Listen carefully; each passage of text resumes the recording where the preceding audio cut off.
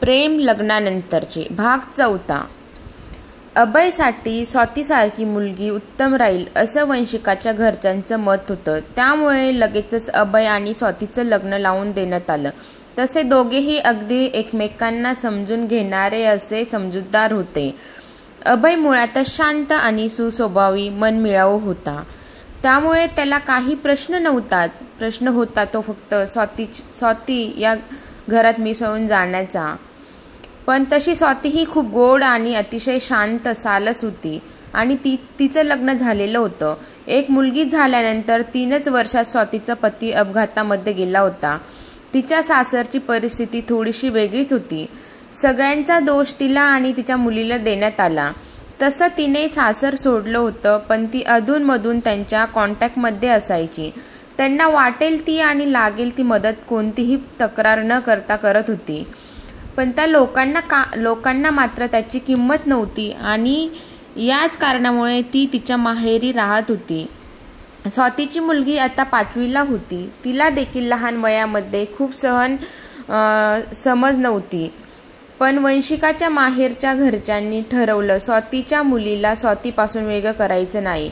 वंशिका गेल्यानंतर थोडेच दिवसात त्यांच्या डोक्यामध्ये हे सगळं आलं होतं. कारण नाही म्हटलं तरी सुद्धा वेदांतला आईची गरज होती आणि स्वातीच्या मुलीला म्हणजे समीक्षाला बाबांची गरज होती. समीक्षा बाबाविना पोरकी होती तर वेदांत आईविना पोरका होता. त्यामुळे दोघांनाही एकमेकांचं दुःख चांगलंच माहीत होतं. त्यात दोघेही एकटेच होते, ना भाऊ ना बहीण. त्यामुळे ती खंत काय असते हेही देखील त्यांना माहीत होती. परिस्थितीने ते आता एकमेकांसारखेच झालेले होते. स्वातीसोबत तिची मुलगी अभयच्या घरी राहील आणि शिकेल असा प्रस्ताव वंशिकाच्या आईवडिलांनी ठेवलेला होता.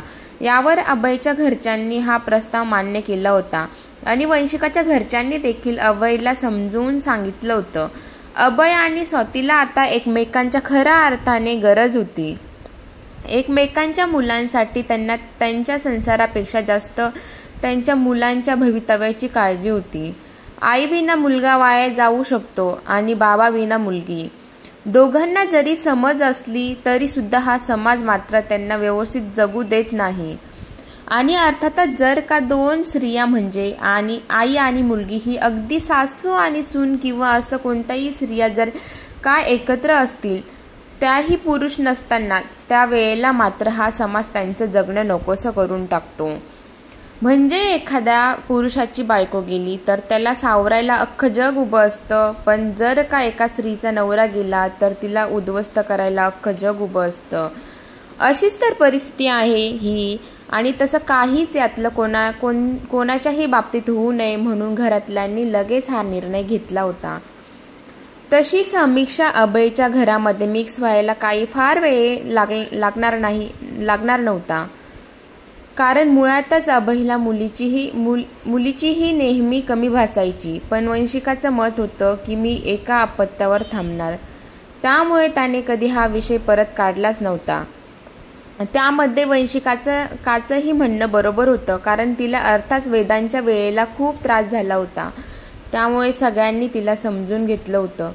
पण अभयच्या मनात नेहमी यायचं की दगडालाही पाझर फुटेल. पण त्यांच्या बाबांना फुटणार नव्हता आणि तो वंशिकामुळे नक्कीच फुटला. यासाठी तो कायमचं तिचे आभार मानून ऋणी राहणार होता. तिच्या उपकारामध्ये पण ती मात्र आता येते नव्हती. पण तिला आपल्या आठवणींच्या कप्प्यांमध्ये त्यांचे बंदिस्त करून ठेवलं होतं. कारण आता तो स्वातीसोबत नवीन संसार थाटणार होता. स्वातीबद्दल आणि तिच्या मुलीबद्दल अभयची काही हरकत नव्हती. घरच्यांनीही अभय आणि स्वातीचं लग्न करून दिलं आणि वंशिकाच्या घरच्यांनीही स्वातीला आपली मुलगी मानलं. कारण मुळातच स्वातीबद्दल असं झाल्यानंतर त्यांनी तिच्यासाठी दुसरं स्थळ शोधायला खूप प्रयत्न केला होता.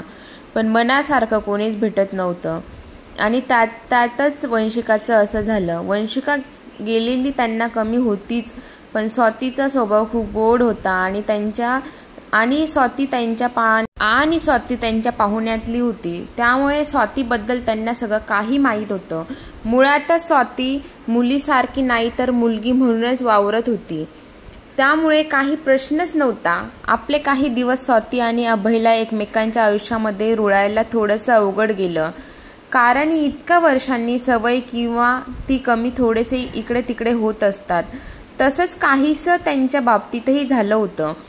पण खऱ्या भावनेनेच रूपांतर हे प्रेमात कधी ना कधी होतंच ना. हळूहळू अभय आणि स्वातीचं मित्रमैत्रिणीचं नातं तयार झालं. दोघेही मित्रमैत्रीण म्हणून राहू लागले. कारण अर्थातच त्यांच्यासाठी प्रायोरिटीला त्यांची मुलं होती. त्यामुळे काही प्रश्नच नव्हता. वंशिकाला जे अवघड गेलं ते स्वातीला गेलं नाही. कारण मुळात आता सगळं अगदी अलबेल आणि अगदी नॉर्मल होतं.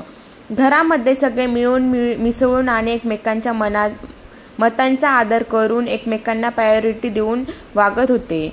जे वंशिकाला फेस करायला लागलं होतं ते स्वातीला लागलं नाही. पण दोघींमध्ये कधीही कोणीच तुलना केली नाही आणि हे स्वातीला सुद्धा जाणवायचं. तिने सुद्धा तिच्या पहिल्या नवऱ्यामध्ये किंवा अभयमध्ये कधीच तुलना केली नव्हती.